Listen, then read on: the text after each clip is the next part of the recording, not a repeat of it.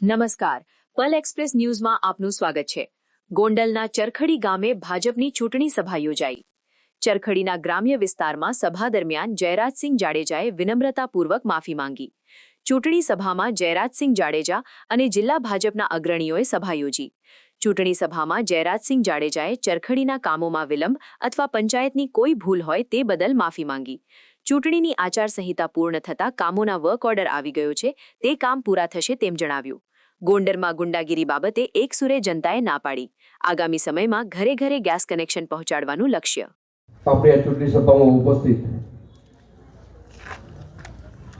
ભાઈ શ્રી ગોરધનભાઈ, ભાઈ શ્રી કરતભાઈ, આપણા તાલુકા અને જિલ્લાના બંને ઉમેદવાર ભાઈ શ્રી દિવ્યેશ, ભાઈ શ્રી ભરત, એટલે એમના ધર્મપત્ની ચૂંટણી લડે છે જલપાબેન,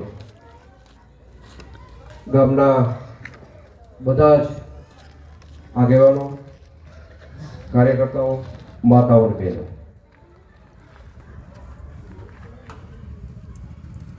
ચોરખડીમાં આવી એટલે મને ઓલો 22નો લબુકિયો યાદ આવી ગયો.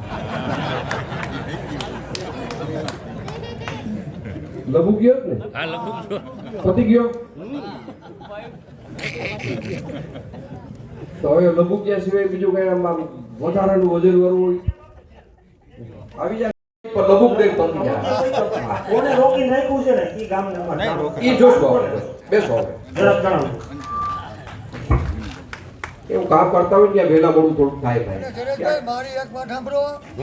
મારો લલિતભાઈ વાણંદ છે, મારી ભગતજી છે. ઈ જાવ જીવનભાઈ દુકાન પાડનાખી બસ છે ને એકની જ દુકાન પાડી આખા ગામમાં બિનકાયદેસર છે.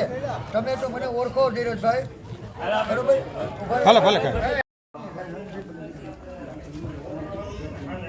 ગીતાભાઈ આપી દીધો છે. તાલુકામાં તપાસ કરી તો ત્યાંથી એમ કીધું છે કે વર્ક ઓર્ડર નીકળી ગયો છે.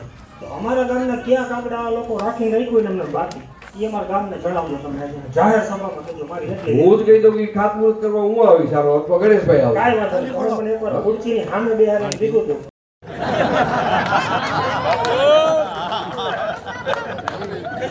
એમાં આ પાછો ચોરખડી સારું એ બધી વાત આપણે જોશું. આ ભાઈએ વાત કરી થઈ જશે, કોઈ ચિંતા કરો માં. પણ મારે ચોરખડી ગામને એટલું યાદ કરાવવું છે. અગાઉ જો કે કદાચ કોઈ યાદ તો કરાવ્યું હશે. ગોરધનભાઈ, આપણે જ્યારે સરકાર મગફળીની ખરીદી કરતું, આપણા બધા કેન્દ્રો ચાલુ હતા, તમે બધા વાકેફ છો ને? લગભગ કેન્દ્રમાં કોઈની મગફળી પાછી નથી ગઈ. પાછળ નહીં પણ આપણે વાતો કરી, કોઈની મગફળી પાછી ગઈ? હા, આપણે કાંધું કહીએ એવું કાંધું ગયું. હવે મારે તમને બીજો પ્રશ્ન એ પૂછવો છે કે બધાય કેન્દ્રો આપણા વ્યવસ્થિત હાલતા હતા, દિવ્યેશ, એમાં વિરોધ કેને ઉપાડ્યો? તમને કોઈની યાદ છે કે નથી?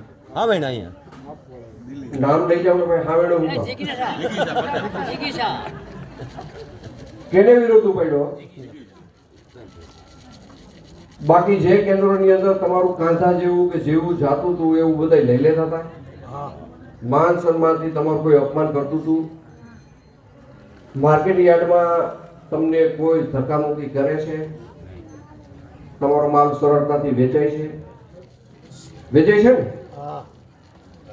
હવે અમુક માણસને એવા જંતુ શરીરમાં પેદા થયા છે ને એમ કે ગોંડલમાં નકરી ગુંડાગીરી છે. હવે ગુંડાગીરી છે કે નથી એ કારે તમે ઊંચા હાથ કરી બોલજો. ગોંડલમાં ગુંડાગીરી છે કે નથી?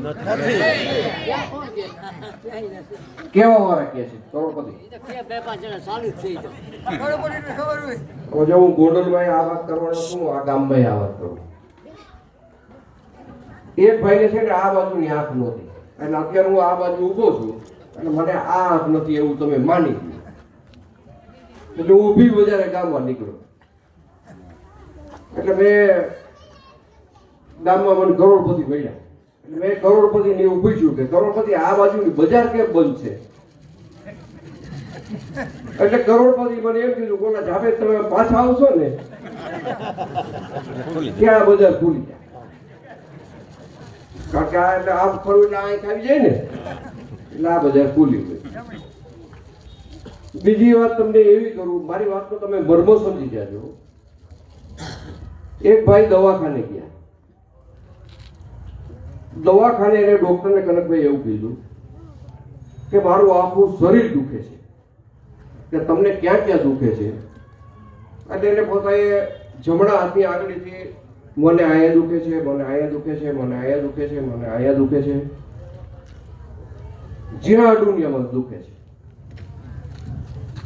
એટલે ડોક્ટરે એને એવું કીધું કે તમે બીજો હાથ કાઢો. એટલે એને આ રીતે આમ બીજો હાથ કાઢ્યો. હવે તમે તમારા શરીરને અડો જોઈ. એટલે સાહેબ આવું ક્યાંય નથી દુખતું. હકીકતે એની જમણા હાથની આંગળી પાકેલી હતી. સમજી ગયા તમે? મારો કહેવાનો મતલબ તમે સમજો છો? ઈ આખા પાકી ગયેલા છે એટલે એને એમ થાય છે કે અમારું શરીર દુખે છે, અમારું શરીર એટલે ગોંડલ માને છે, ગોંડલમાં ગુંડાગીરી છે એવું માને છે. ફરીથી પૂછો, ગુંડાગીરી છે? નથી. આવી વાતોમાં તમે કોઈ ચરખડી, આમ તો રાજાશાહીથી ગોપાલભાઈ ખૂબ જ આગળ પડતું ગામ છે, ખૂબ કેળવાયેલું ગામ છે. એટલે હું તમને ટૂંકમાં જ વિનંતી કરવા આવ્યો છું કે ઉપર નીચેના બે ઉમેદવાર તમને હું 26 તારીખ સુધી એવી વિનંતી કરું, કદાચ સરપંચની કાંઈ ભૂલ હોય, કદાચ દિવ્યેશની કાંઈ ભૂલ હોય, અમારી તો કાંઈ નથી ને?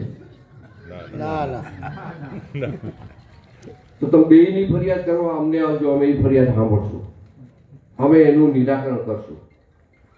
પણ એવું ન કરતા કે આપણે ઓલો શેઠે કૂતરું ભાત વીકી નાખે. ગોપાલભાઈ